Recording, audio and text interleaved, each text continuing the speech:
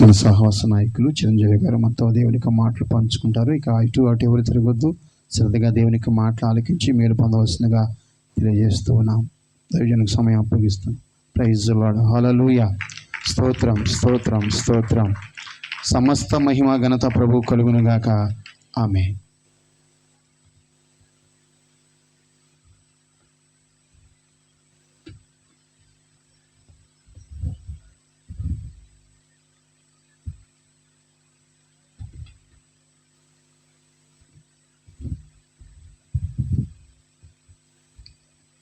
దేవుని నామమున స్తోత్రం. మన ప్రభువైన యేసుక్రీస్తు నామములో కూడి వచ్చిన మీ అందరికీ వందనాలు తెలియజేస్తున్నాం. అలాగే స్థానిక దైవ సేవకులకు, వారి కుటుంబానికి మా వందనాలు తెలియజేస్తున్నాం. అలాగే మరి మంచి మ్యూజిక్ అందిస్తున్నటువంటి మరి బిస్లీ గారికి మా వందనాలు తెలియజేస్తున్నాం.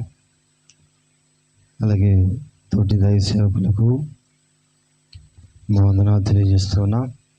సమయంలో దేవుని యొక్క వాక్యాన్ని మనం విందాం. అందరం కలిసి స్తోత్రం చెబుదాం. సరే హల్లెలూయా. నిద్రపోయేలో చెబుదాం. సరే హల్లెలూయా. హల్లెలూయా. ఒక పాస్టర్ గారంట ఒక పిల్లవాడు అడుగుతున్నాడంట, అయ్యా నేను కూడా ఒక చిన్న ప్రార్థన చేస్తా, సమయం ఏని అడుగుతున్నాడంట. అడుగుతుంటే పాస్టర్ గారు ఇవ్వట్లేదంట. ఇవ్వకపోతుంటే ఒకరోజు బాగా రిక్వెస్ట్ చేసి అడిగాడంట, అయ్యా నేను కూడా చిన్న ప్రార్థన చేస్తాను, సమయం అని అడిగితే, సరే రోజు గోల్ చేస్తున్నాడు అని చెప్పి ఒకరోజు ప్రార్థన చేయడానికి మైక్ ఇచ్చాడంట. ప్రార్థన చేయడానికి మైక్ ఇస్తే వీడు ఒక 5 నిమిషాలు ప్రార్థన చేసి యేసు నామములో అడిగి పెట్టుకున్నాం తండ్రి అన్నాడంట. ఇక ఆ తర్వాత ఏమనాలో రాట్లా. వీడు ఎన్నిసార్లు చూసినా యేసు నామములో అడిగి పెట్టుకుంటున్నాం తండ్రి అన్నాడు, కానీ ముగించడం అనేటువంటిది రాట్లా. వీడు ఎన్నిసార్లు చూసినా ఇంకా ముగిస్తాడేమో అని చెప్పి వెనకాల భాషగా చూస్తూ ఉన్నాడు. కానీ ఎన్నిసార్లు చూసినా యేసు నామములో అడిగి పెట్టుకుంటున్నాం తండ్రి అన్నాడంట. ఇక ఏమన్నా రాట్లా. ఇక ఇని 5 సార్లు అన్న తర్వాత పాస్టర్ గారు వెనకాల కూర్చున్నాడంట. వీడు యేసు నామములో అడిగి పెట్టుకుంటున్నాం తండ్రి అనగానే వెనకాల పాస్టర్ గారు అన్నాడంట, ఆమేన్ అన్నాడంట. ఆమేన్ అనగానే ఈయనన్నాడంట, అదే అన్నాడంట. ఏదంట, ఈ రాత్రి మా పరిస్థితి కూడా అట్టాగే ఉంటుందేమో. దేవునికి స్తోత్రం చెప్పి హల్లెలూయా. పరిశుద్ధ గ్రంథం నుండి దేవుని వాక్యం చదువుకుందాం. కీర్తనల గ్రంథం 34వ అధ్యాయం 8వ వచనం చదువుకుందాం.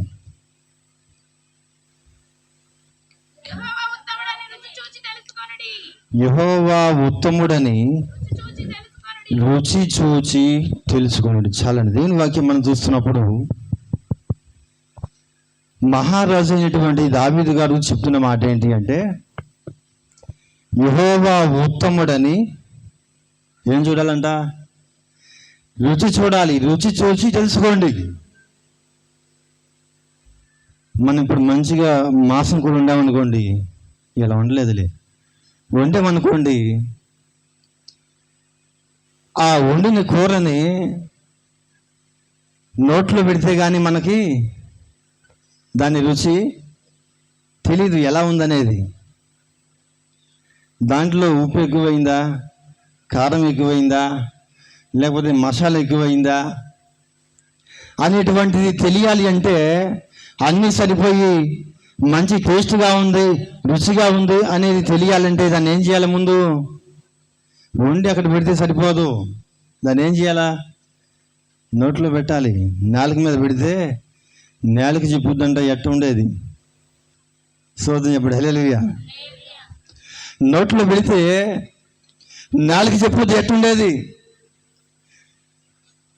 ఇక అప్పుడు కానీ ఇక ఇంట్లో వంట చేసిన వాళ్ళు ఉంటారుగా, వాళ్ళకుంటే ఇక భజంత్రీలు. ఈ రాత్రికాల సమయంలో దేవుని వాక్యం అంటుంది, యెహోవా ఉత్తముడని రుచి చూచి తెలుసుకోవాలి. వండిన పదార్థం ఏదైనా, వండిన వంట ఏదైనా, వండిన కూర ఏదైనా రుచి చూస్తే కానీ తెలియదు.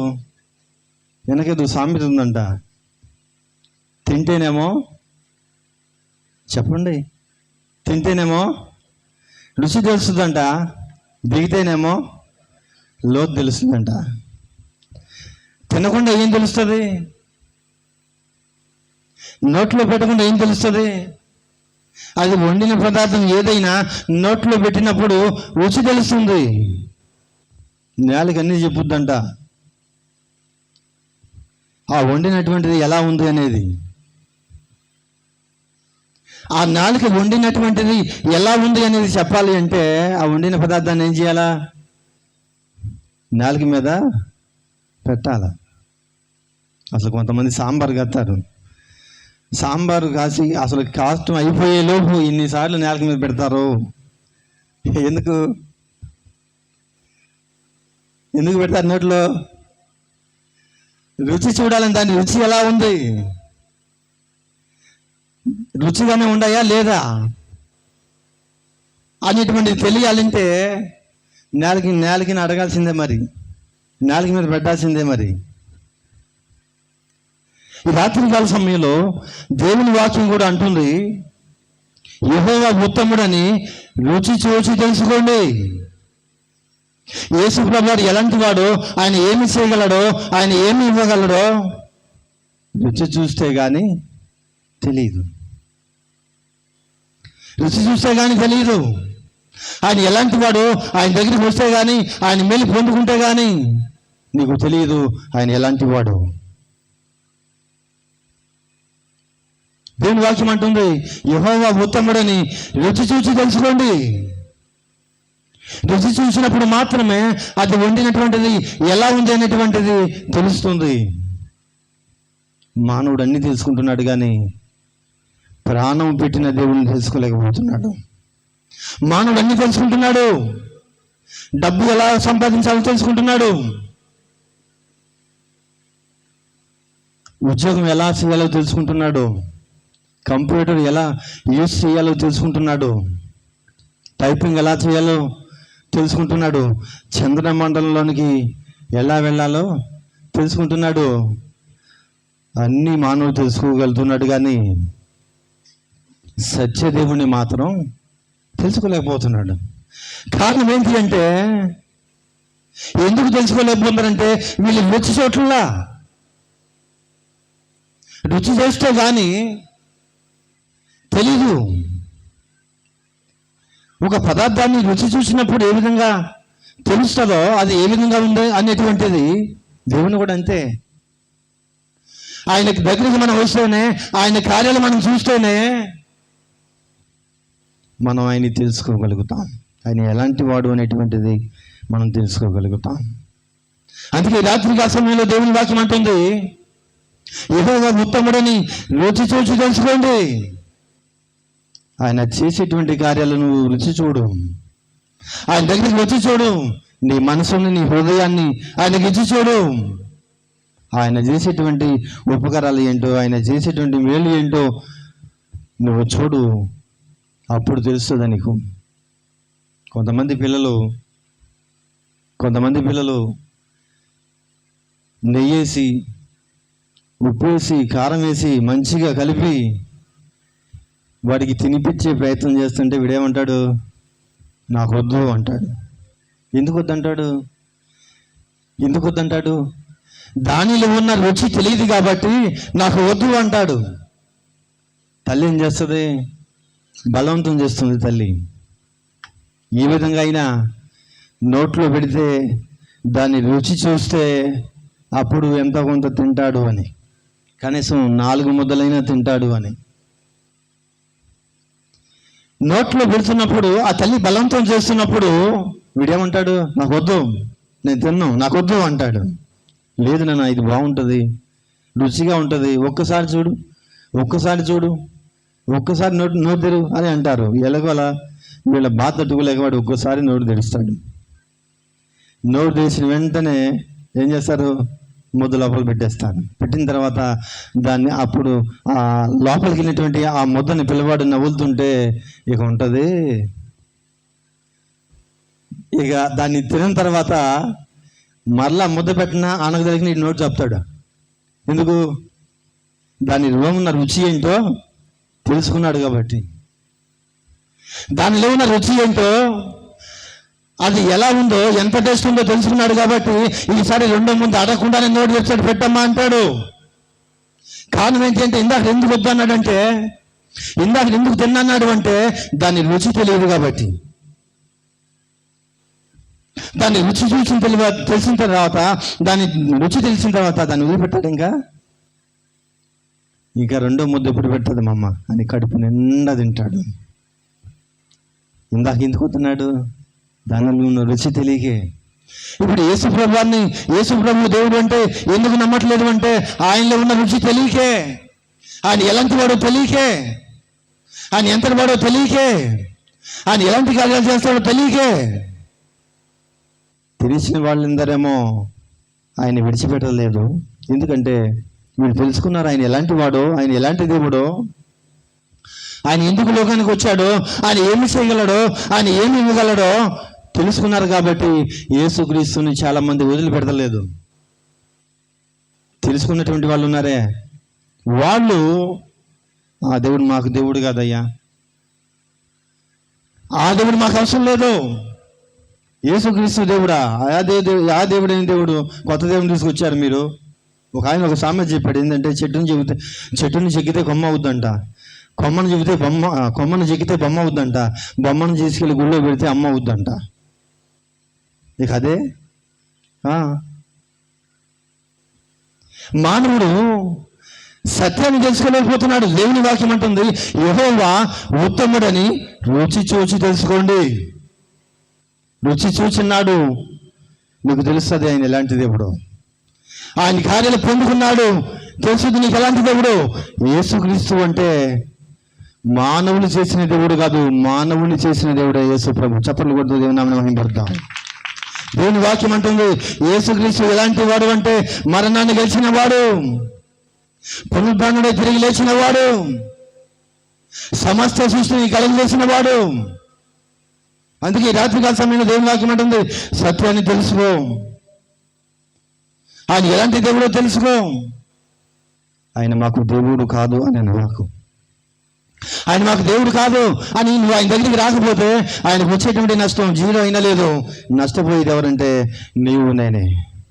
అలా నష్టపోకుండా ఉండాలి అంటే మనం ఏం చేయాలంటే సత్యాన్ని తెలుసుకోవాలి, సత్యాన్ని వెంబడించాలి, ఆ దేవుడు ఎందుకు దేవుడో తెలుసుకోగలగాలి. అందుకే దేవుని వాక్యం అంటుంది కదా, యెహోవా ఉత్తముడని రుచి చూచి తెలుసుకోండి. యేసుప్రభు వెంబడి శిష్యులు ఉన్నారు కదా, యేసుప్రభు వెంబడి ఉన్నటువంటి శిష్యులు యేసుప్రభుని ఒట్టుగా వెంబడించలా. నేను దేవుడిని, నన్ను వెంబడించండి, నా వెంబడి తిరగండి, నా వెంబడండి, నాకు శిష్యులుగా ఉండండి అని ప్రభువా చెప్పినంత మాత్రాన రాలా వీళ్ళు. యేసుప్రభు అంట ఒక సూచక్రియ చేశాడంట. అప్పుడు ఆయన ఎలాంటి వాడో తెలుసుకుని యేసుక్రీస్తు అని నమ్మారంట యేసుప్రభు శిష్యులు. చూడండి, యోహాను సువార్తలో ఉంటుంది ఆ సంగతి.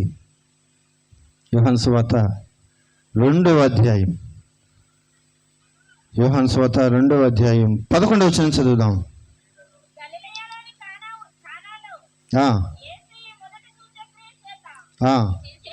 చేసి బయలుపరచను, అందువలన ఆయన శిష్యులు ఆయన యందు విశ్వాసం ఉంచారు.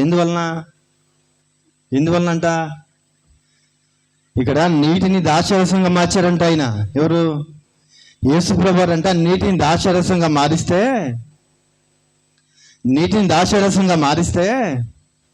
విందు ప్రధాని దగ్గరికి తీసుకెళ్తే విందు ప్రధాని అంట ఆ ద్రాక్షారసాన్ని రుచి చూసి ఆ ద్రాక్షారసాన్ని నాలుక మీద వేసి దాన్ని టేస్ట్ చేసి, అబ్బా ఇంత మధురమైనటువంటి ద్రాక్షారసం ఎక్కడి నుంచి తీసుకొచ్చారయ్యా అని అడిగాడంట. ఈ సూచక్రియ యేసుప్రభు ఈ భూలోకంలో జీవించిన దినాల్లో మొట్టమొదటగా చేసిన సూచక్రియ అది. మొట్టమొదటగా అవి కేవలం నీళ్ళే. విందు ప్రధాని దగ్గర తీసుకెళ్తే ఆయన ఆ విందు ప్రధాన్ని, ఆ ద్రాక్షరసాన్ని రుచి చూసి, ఇంత మధురమైనటువంటి ద్రాక్షరసాన్ని మీరు ఎక్కడి నుంచి తీసుకొచ్చారు, ఎక్కడ కొనుక్కొచ్చారు, ఎక్కడ తయారు చేశారు అని అడుగుతున్నాడు. కేవలం ఏంటి? నీళ్ళే. నీళ్ళు ఎలా ఉన్నాయంట? మధురమైన ద్రాక్షరసంలా ఉన్నాయంట. ఈ సూచక్రియ చేసిన తర్వాత మరి శిష్యులు కల్లార చూశారుగా. అందువలన యేసుప్రభు వారి శిష్యులే ఆయన యందు ఏముంచారు? విశ్వాసం ఉంచారు. ఏదో మాట మాత్రం చెప్పుకున్నంత మాత్రాన నేను దేవుడినని యేసుప్రభు చెప్పినంత మాత్రాన శిష్యులు యేసుప్రభుని వెంబడించలా. ఆయన చేసిన సూచక్రియ చూశారు, ఆయన ఎలాంటి వారో తెలుసుకున్నారు, ఆయన వెంబడించారు, ఆయన శిష్యులుగా ఉన్నారు. ఈ రాత్రికాల సమయంలో నీతో నాతో కూడా అదే దేవుని వాక్యం చెప్తుంది. యెహోవా ఉత్తముడని రుచి చూచి తెలుసుకోండి. మనం ఆయన నమ్మినంత మాత్రాన యేసుప్రభు వారికి వచ్చేటువంటి లాభం ఏమీ లేదు. మనం నమ్మకపోయినటువంటి మాత్రాన ఆయన వచ్చే నష్టం కూడా ఏమీ లేదు. కాకపోతే ఎందుకు ఇంత ప్రయాస, ఎందుకు ఇవన్నీ అంటే, ఎందుకు ఈ మీటింగులు ఎందుకు, ఈ ప్రార్థనలు ఎందుకు, ఈ చర్చిలు ఎందుకు, ఈ మందిరాలు ఎందుకు, ఈ సభలు ఎందుకు, ఈ ప్రార్థన కూడికలు ఎందుకు, ఈ ఉపవాస కూడికలు ఎందుకు, ఈ క్రీస్తు సువార్త సభలు ఎందుకు అంటే, మానవుణ్ణి నరకం నుంచి తప్పించాలని దేవుని వాక్యం అంటుంది కదా, యెహోవా ఉత్తముడని రుచి చూచి తెలుసుకోండి. రుచి చూసినాడు నీకు అర్థమవుతుంది. చాలామంది అంటారు, యేసుప్రభు మాకు దేవుడు కదయ్యా అని. రోమీయులకు రాసిన పత్రికలో దేవుని వాక్యం అంటుంది 3:29 మనం చదువుకుంటే, దేవుడు యూదులకు మాత్రమే దేవుడా, అన్యులకు దేవుడు కదా? దేవుడు యూదులకు మాత్రమే దేవుడా, అన్యజనులకు దేవుడు కాడా? అవును. ఎవరికి దేవుడు అంట? యూదులకేనా, అన్యజనులు కూడానా? అన్యజనులు కూడా దేవుడేనంట. దేవుని వాక్యం అంటుంది, దేవుడు యూదులకు మాత్రమే దేవుడా, ఆయన అన్యజనులకు దేవుడు కాడా? అవును, అన్యజనులు కూడా దేవుడే. యేసుప్రభు అంటే ఎలాంటి దేవుడు అంటే, ఆయన అందరి దేవుడు, కొందరి దేవుడు కాదు. కులానికి సంబంధించిన దేవుడు కాదు, మతానికి సంబంధించిన దేవుడు కాదు. ఆయన మార్గమైనటువంటి దేవుడు, ఆయన మేలు చేసేటువంటి దేవుడు, ఆయన మరణాన్ని గెలిచినటువంటి దేవుడు. మానవుడు యేసుప్రభుని నమ్మినా నమ్మకపోయినా, ఆయన దగ్గరికి వచ్చినా రాకపోయినా, యేసుప్రభు ఉన్నటువంటి మాట అక్షరాల వాస్తవం. పరలోకం ఉన్నటువంటి మాట అక్షరాల వాస్తవం. నరకం ఉన్నటువంటి మాట అక్షరాల వాస్తవం. ఆ నరకయాత్ర నుంచి, ఆ నరక బాధ నుంచి నేను తప్పించుకోవాలనే ఆయన భూలోకంలోనికి వచ్చాడు. ఆ నరకయాత్ర నుంచి నేను తప్పించుకోగలగాలి అంటే ఆయన ఎలాంటి వాడో మనం తెలుసుకోవాలి. మన కులంతో ఆయనకి పని లేదు, మన మతంతో ఆయనకి పని లేదు, మన భాషతో ఆయనకి పని లేదు, మన వర్గంతో ఆయనకి పని లేదు. దేవుని వాక్యం అంటుంది, ఈ రాత్రికాల సమయంలో దేవుని వాక్యం మాట్లాడుతూ ఉంది, యెహోవా ఉత్తముడని రుచి చూచి తెలుసుకోండి. రుచి చూడాలి. ఆ విందు ప్రధాని ఆ ద్రాక్షరసాన్ని రుచి చూసినప్పుడు, ఆ ద్రాక్షరసాన్ని ఆ నాలుక మీద పోసినప్పుడు, ఆ ద్రాక్షరసం ఎలా ఉందో తెలిసింది. ఇంత మధురమైనటువంటి ద్రాక్షరసాన్ని, ఇంత రుచికరమైనటువంటి ద్రాక్షరసాన్ని ఎక్కడ కొనుక్కొచ్చారు, ఎక్కడ తీసుకొచ్చారు అని అడుగుతున్నాడు విందు ప్రధాన్ని. ఆ ద్రాక్షరసం కేవలం నీళ్ళేనని చెప్పి తెలీదు వీళ్ళకి, శిష్యులకు తెలుసు. చూశారుగా వీళ్ళే.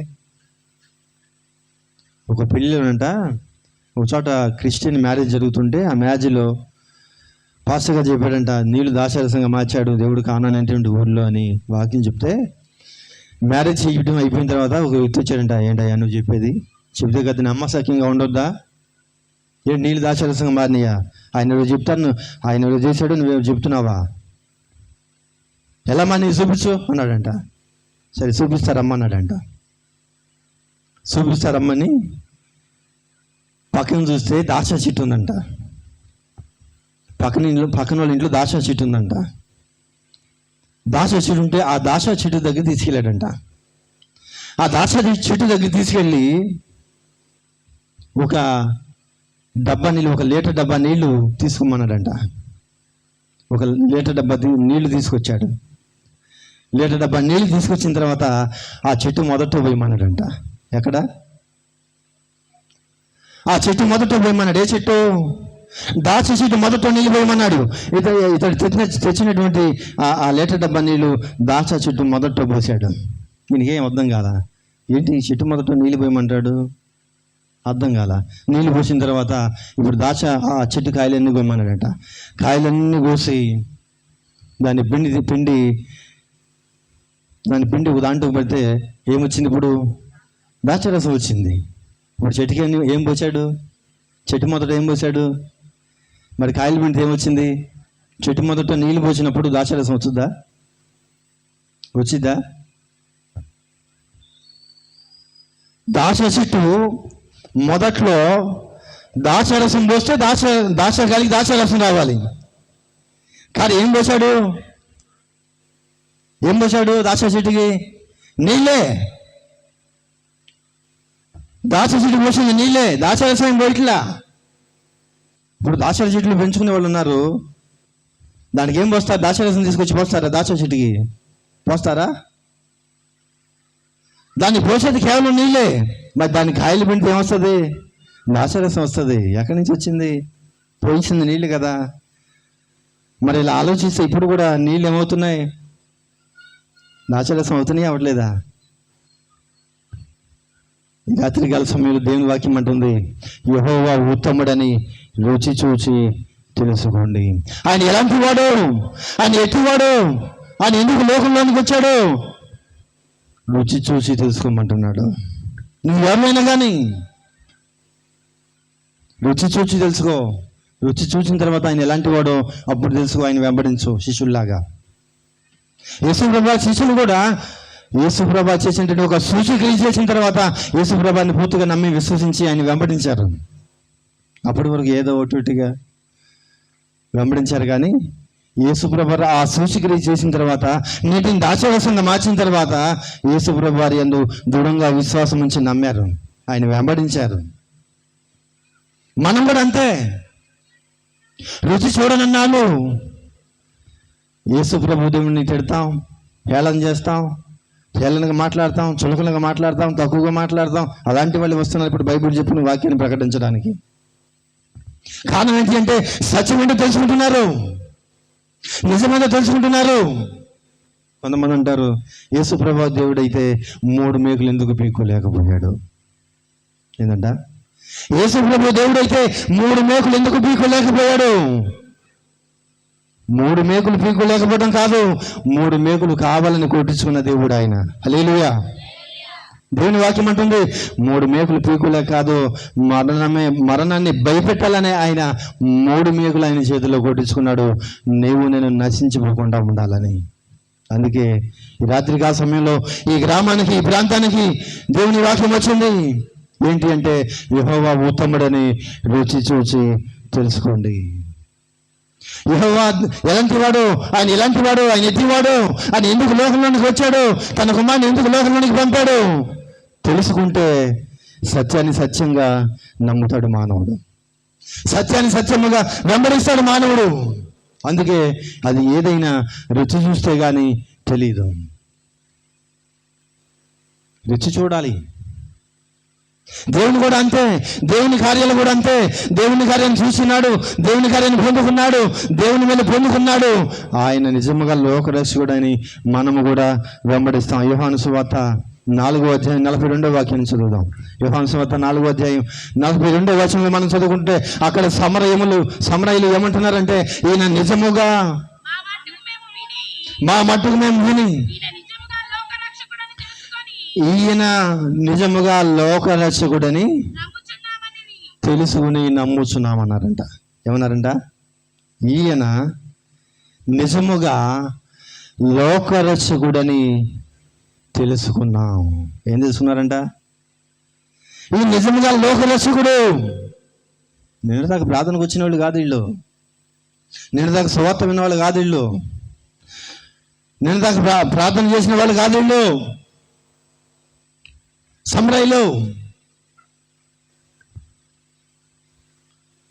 పాపం చేసేటువంటి ఒక స్త్రీ, సమరయ స్త్రీ, అర్ధరాత్రి కాల సమయంలో నీళ్లు చేదుకోవడానికి బావి ఎద్దుకు వస్తే ఆ బావి ఎద్దుకు యేసుప్రభు వారు వెళ్ళి ఆమె జీవితాన్ని మార్చాడు. ఆమె జీవిత చరిత్ర ఏంటో ఆమెకు చెప్పాడంట యేసుప్రభు వారు.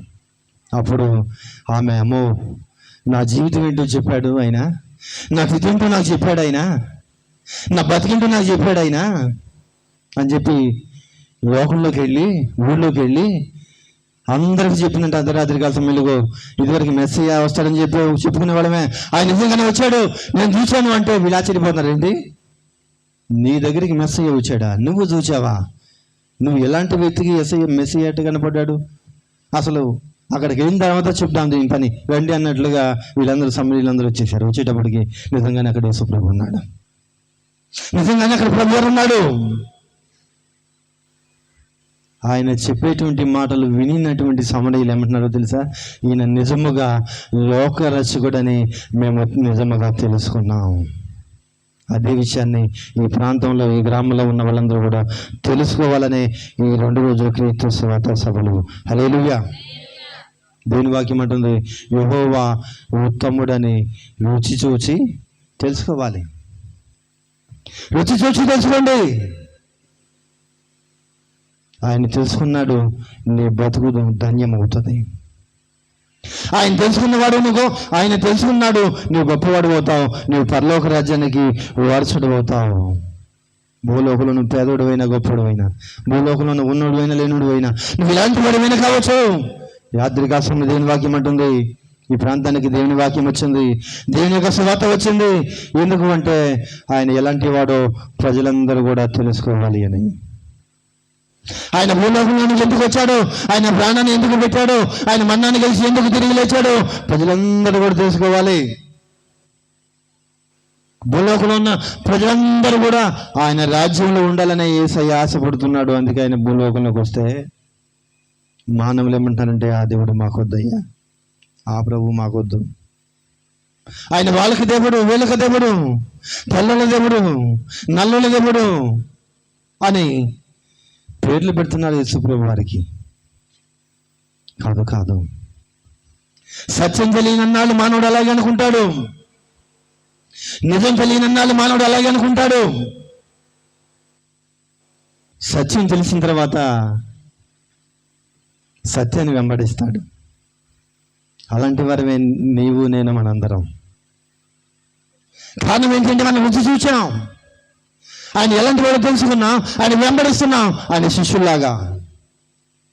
ఈ రాత్రికాల సమయంలో దేవుని వాక్యం అంటుంది, మనమే కాదు, ఈ ప్రాంతంలో, ఈ గ్రామంలో ఉన్నటువంటి ప్రతి వారు కూడా దేవుడు ఎలాంటి దేవుడో తెలుసుకోగలగాలి. సమరయులు వచ్చారు, ఈయన నిజముగా లోకరక్షకుడని మేము తెలుసుకున్నామని మాట్లాడుతున్నారు. నిజముగా లోకరక్షకుడు ఈయన అని మేము తెలుసుకున్నాం అంటున్నారు. కారణం ఏంటి అంటే ఆయన మాటలు వినినటువంటి, ఒక్కరోజు ఆయన మాటలు వినినటువంటి సమరయులు చెప్పేటువంటి సాక్ష్యం ఏంటంటే యేసుప్రభు వారి గురించి, ఈయన నిజముగా లోకరక్షకుడు అని మేము తెలుసుకున్నాం. అలాగే ప్రజలందరూ కూడా తెలుసుకోవాలనే యేసుప్రభు ఆశపడుతున్నాడు. ప్రజలందరూ కూడా, భూలోకంలో ఉన్న ప్రజలందరూ కూడా ఆయన రాజ్యం ఇవ్వాలని, ఆయన రాజ్యంలోకి తీసుకెళ్లాలని ఆయన ఆశపడుతున్నాడు. అందుకే ఇలాంటి క్రీస్తు సువార్త సభలు, అందుకే ఈ ప్రార్థనలు, అందుకే ఈ చర్చీలు, అందుకే ఈ మందిరాలు, అందుకే ఈ కూటములు. ఈ రాత్రికాల సమయంలో దేవుని వాక్యం అంటుంది, దేవుని వాక్యం తెలియజేస్తున్న మాట ఏంటి అంటే, యెహోవా ఉత్తముడని రుచి చూచి తెలుసుకో. నువ్వు తెలుసుకున్నా తెలుసుకోకపోయినా దేవునికి వచ్చేటువంటి నష్టం కానీ లాభం కానీ ఏమీ లేదు. మానవుడికి ప్రయోజనం, మానవుడికి మేలు, మానవుడే పరలోక రాజ్యంలోనికి అర్హుడవుతాడు. అందుకే తెలుసుకోవాలి మనం. రుచి చూడకపోతే ఏదైనా తెలియదు.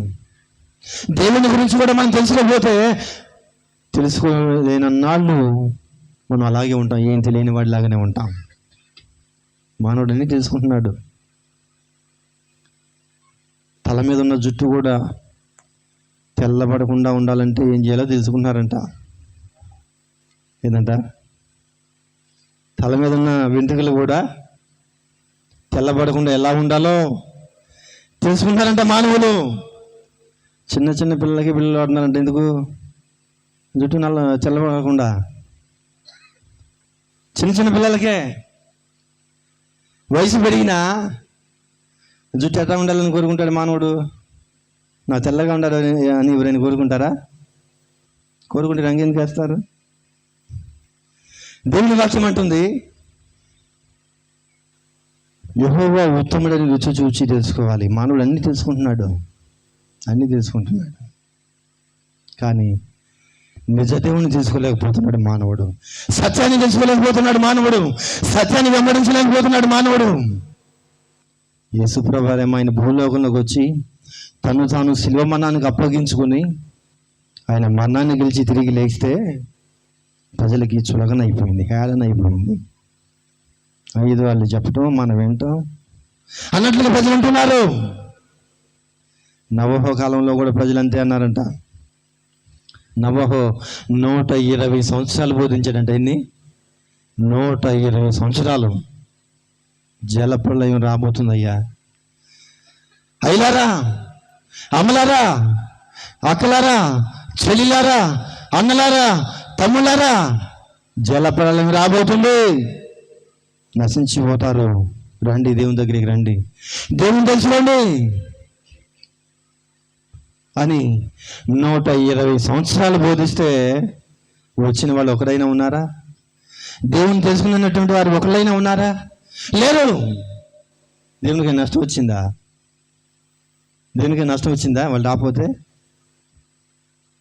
120 సంవత్సరాలు చెప్పినా సరే, 120 సంవత్సరాలు సత్యాన్ని చెప్పినా సరే, జలప్రలయం వస్తుందని చెప్పినా సరే, జలప్రలయం రాదు, ఏమీ రాదు. ఈ నవహత అది ఏంటి ఎట్టా చెబుతాడు? దీనికి ఏమైనా పిచ్చి పట్టిందా ఏంటి?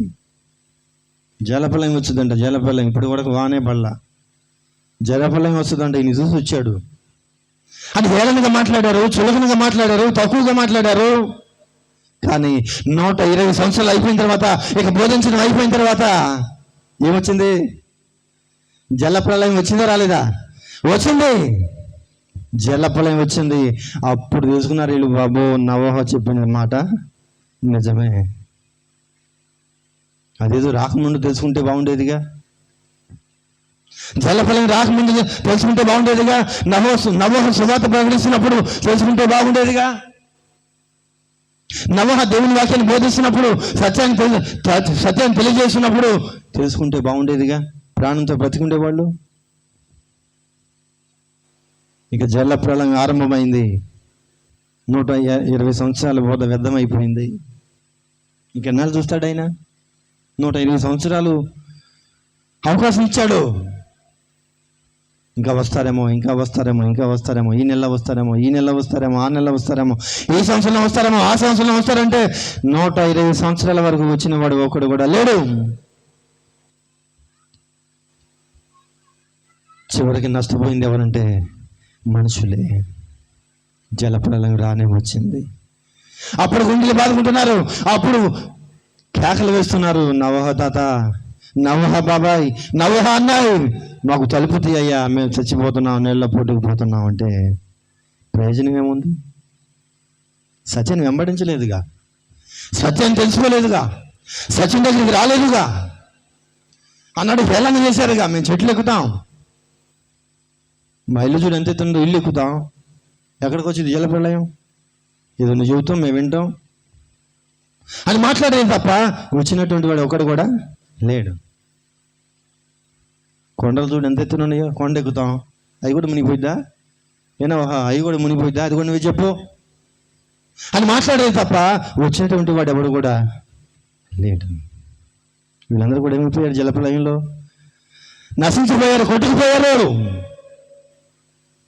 అదే కనుక నవోహ చెప్పిన మాట విని, సత్యాన్ని విని దేవుని దగ్గరికి వచ్చితే, దేవుని తెలుసుకుంటే జలప్రలయంలో కొట్టుకుపోయే వాళ్ళేనా?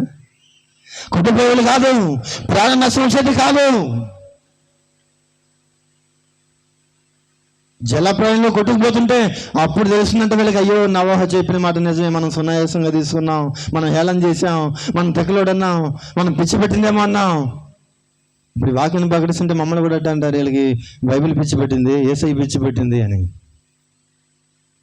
ఆయన రాకడ వచ్చినప్పుడు అర్థమైంది, అప్పుడు తెలిసింది. అందుకే దేవుని వాక్యం అంటుంది, యెహోవా ఉత్తముడని రుచి చూచి తెలుసుకోండి. నువ్వు ఎంతటి పైన సరే, నోవహు దినాల్లో గొప్పోళ్ళు, పేదోళ్ళు, ఉన్నోళ్ళు, లేనోళ్ళు అందరూ కలిసి ఎక్కడ కొట్టిపోయారు?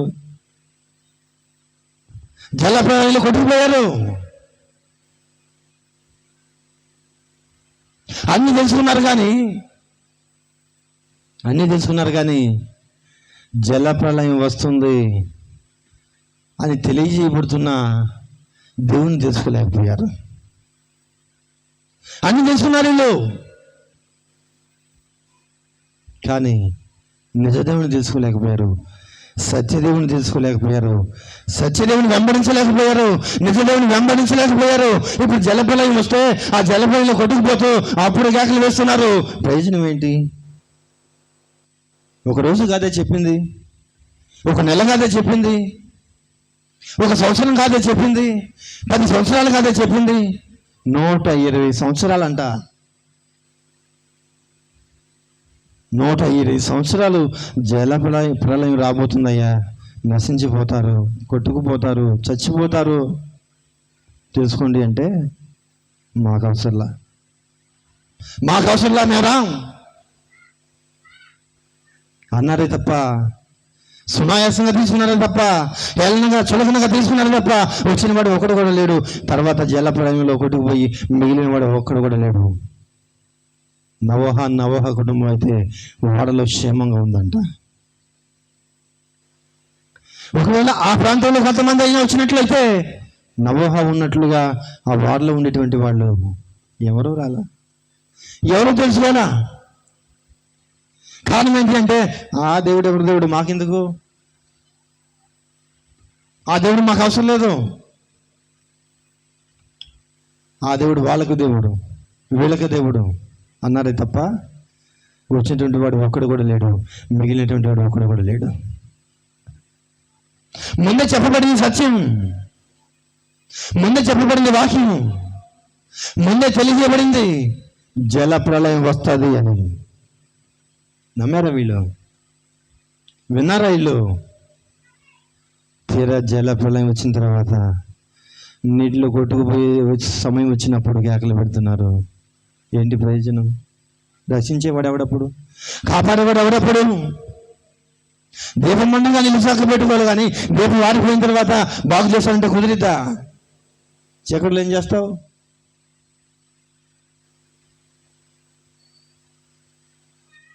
అందుకే ఈ రాత్రికాల సమయంలో దేవుని వాక్యం అంటుంది, యెహోవా ఉత్తముడని రుచి చూచి తెలుసుకోండి.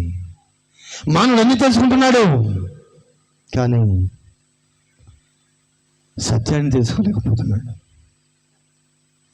మానవుడు కొరకు ప్రాణం పెట్టిన దేవుని తెలుసుకోలేకపోతున్నాడు, దేవుని వెంబడించలేకపోతున్నాడు, సత్యం వైపు రాలేకపోతున్నాడు.